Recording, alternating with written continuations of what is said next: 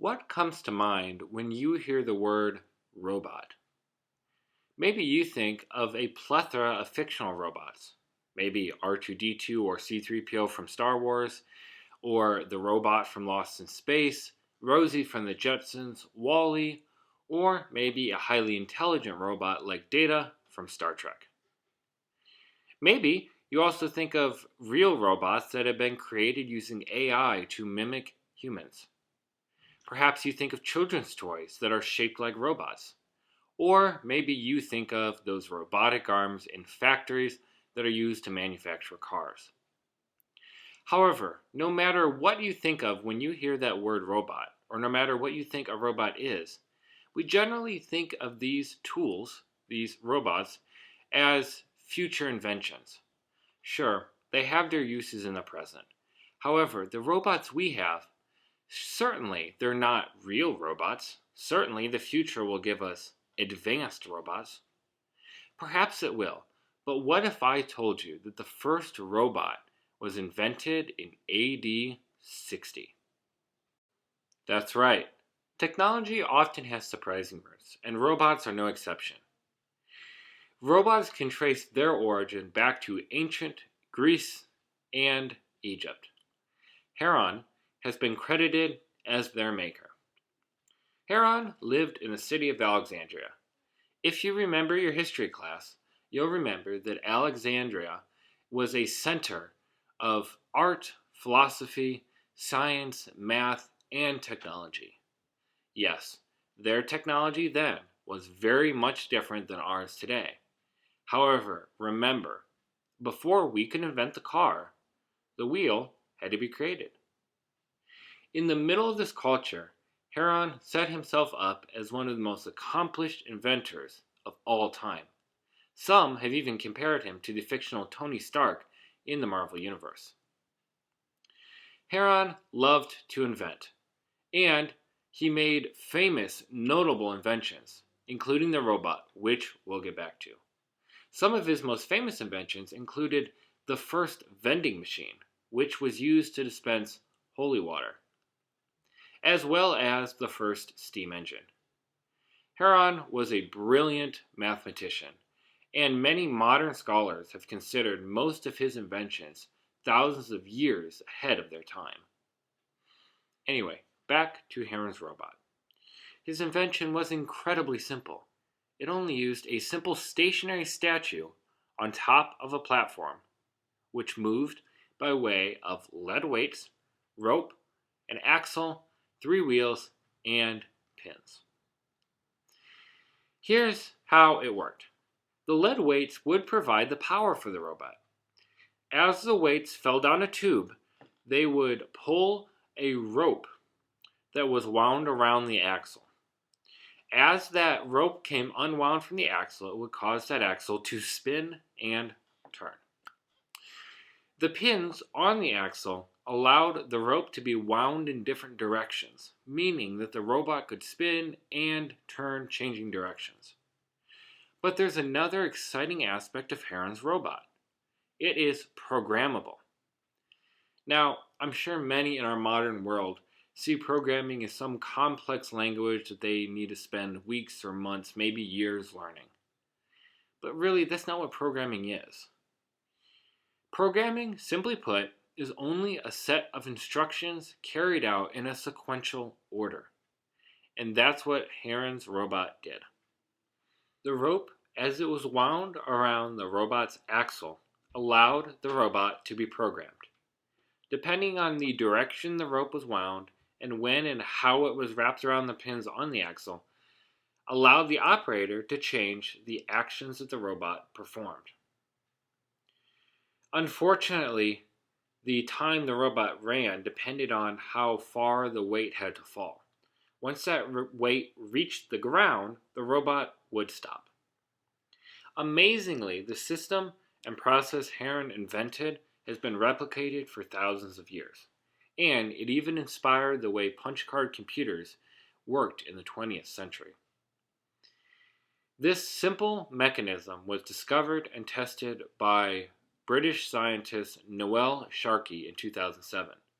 He recreated his own Watch this short clip of Noel's recreation. The power of the robot comes from a weight which is falling down a tube, and the weight is attached to string. The string is then wound around two axles, and as the string pulls, the axles turn. The pole, the post in the center, is attached to a platform, and this is the main body of the robot. Noel demonstrated this operation with a few simple household items and a few pieces off his kids' toys. Now, I'm not sure how his kids felt about it, but the final product is pretty cool. Robots have a multitude of uses today. Heron invented his robot for entertainment. Initially, it would have run around on a stage and delighted audiences.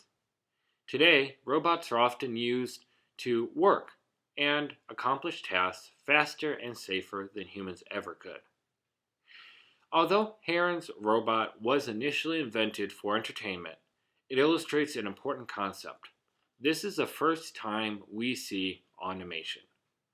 The word automation is quite popular in today's world. Often it's used in the context of smart home technology. But in the world of technology, it is an extremely important concept.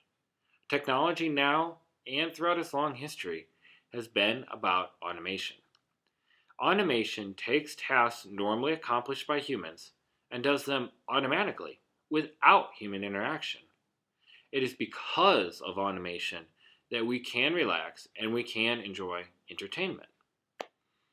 Heron's Robot isn't just an influential piece of history.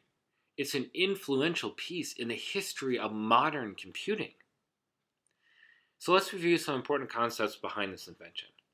First, I know I've said it a lot, but remember the importance of automation. This is the entire purpose of technology, to automate. Automation moves tasks from humans to machines. Automation has allowed humans to ignore the more mundane aspects of life and invention. Automation has allowed humans to explore the world around them, develop and learn new skills, educational opportunities, and entertainment. It's allowed us to relax. Second, although need was not an integral part of the robot's invention, entertainment was. Entertainment often drives technology forward as much as, or more than, need does. Think about the film industry or theme parks. Filmmakers have been pushed to explore technology as they seek to create new effects and develop methods for complex activities. Theme park engineers have often been some of the first individuals to explore the boundaries of technology and push them forward. Entertainment has given us many inventions that would otherwise never have been created. Sometimes entertainment has even given us inventions that filled a need we didn't even know was there. As I'm sure you've seen, technology is exciting. Technology has enabled us to seek out new methods of entertainment. Technology has replaced boring, mundane tasks with thrilling opportunities to learn and explore new things. And technology has pushed our boundaries for what we thought possible. These last few weeks, I presented some devices that may seem unsophisticated to the modern eye, but I assure you they're incredibly complex and innovative. Thousands of years ago, important pieces of our modern technology were being developed and invented. As we continue through our journey, you will see the pieces of your modern iPhone taking shape. Herons Robot represents an important leap in mankind's understanding of what technology can do, and an early look at the power of automation. Herons Robot is our fourth major milestone in the history of computing. That's it, guys. Thank you so much for joining me this week. Herons Robot is so cool. It's actually pretty simple. You could replicate it at home. I would, however, use something different than lead weights. Alright, as a reminder, I invite you to subscribe. Please subscribe and hit the bell icon so you never miss a video.